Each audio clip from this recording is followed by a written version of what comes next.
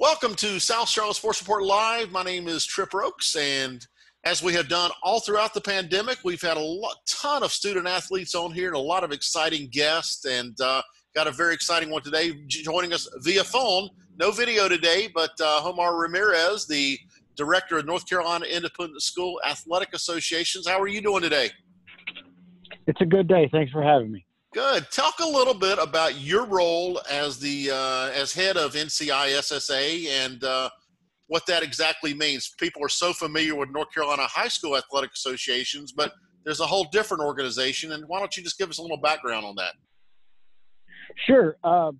So in the great state of North Carolina, we have the Public School Athletic Association.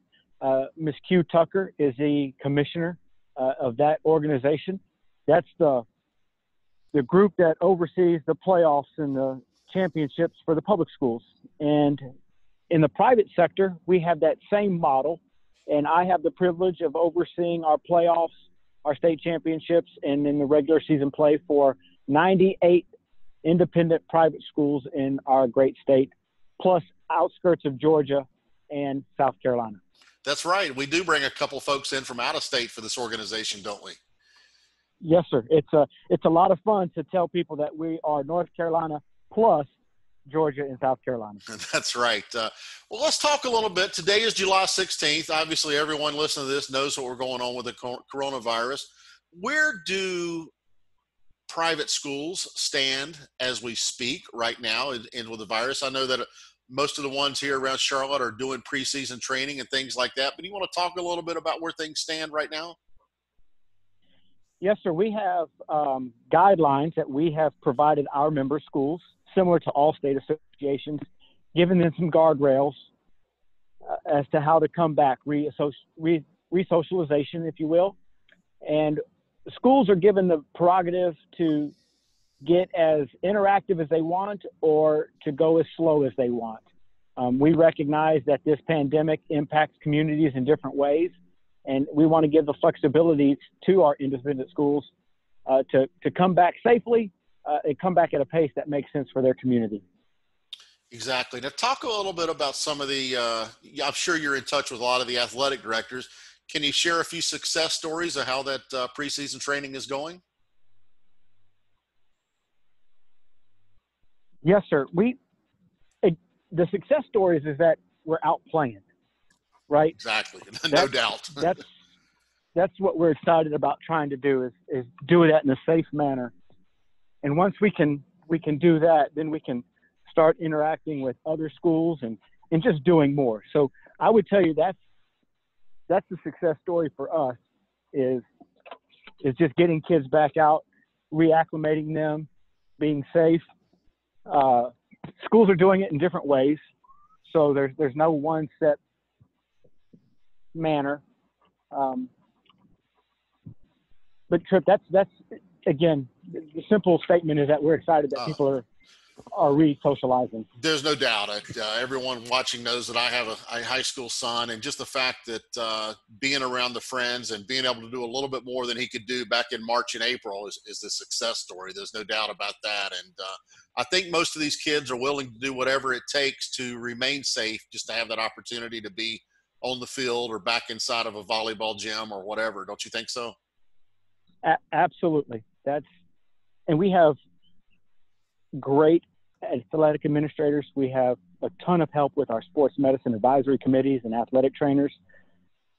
I think if I was to say the silver linings from this is you're seeing a lot of collaborative work, a lot of trust, a lot of people pulling in the same direction. And that's what sports is really about anyway. It truly is.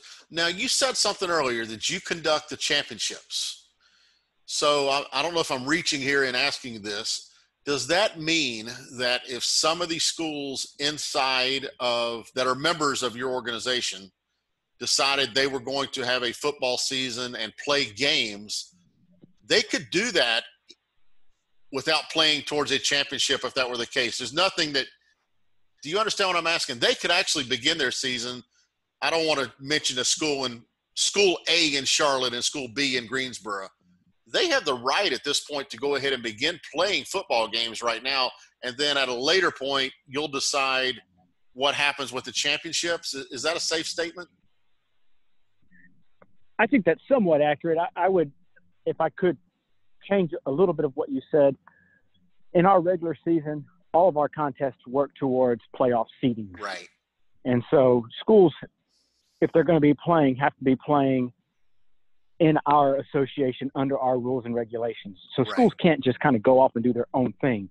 And I think that's part of the education for people with their independent schools, is that we have a sophisticated association. We have rules, regulations, all the things that the public schools have regarding the regulation of play. And so schools can't go out on their own and then at the end say, hey, we want to play for championship. They have to do it all collectively under one umbrella. Exactly. I guess what I was getting at was they have the right to play, even if you were to come out tomorrow and say there's not going to be any private school football championships being played this year, school A or school B could still go schedule 5 or 6 games and play. There is a chance that they could do that. Yes, okay. Sir. And I didn't mean to put you on, I'm not trying to play to cross our I's and dot our T's or whatever, but it just a thought that came up, but we'll move on past that. What do you hope to see this year for high school athletics? What is your goal, your personal goal at this point to see? Obviously you want them to happen, and just talk a little bit about that. Well, we have said since March, and when I say we, our board of advisors have been meeting collectively every week since March 25th. And our goal is to have kids playing again. And that's what we're working towards. Everything that we're doing, all the decisions that we're making, is to get kids back on a field, back on a court, back on a pitch, so that they can enjoy doing what they love doing, and we not have a situation like we had last spring. Exactly. So, that was one of the toughest days you've probably ever been through, right? I think that was March 13th. March 14th is when everything kind of came down, right? So I can tell you, Trip, that it was March 12 when the decision was made. Okay. And March 10, 11 were gut-wrenching for the players, for the coaches, for the administrators, our office. Yeah. Yeah, I lived it. You are correct. Yes, it was horrible, and it still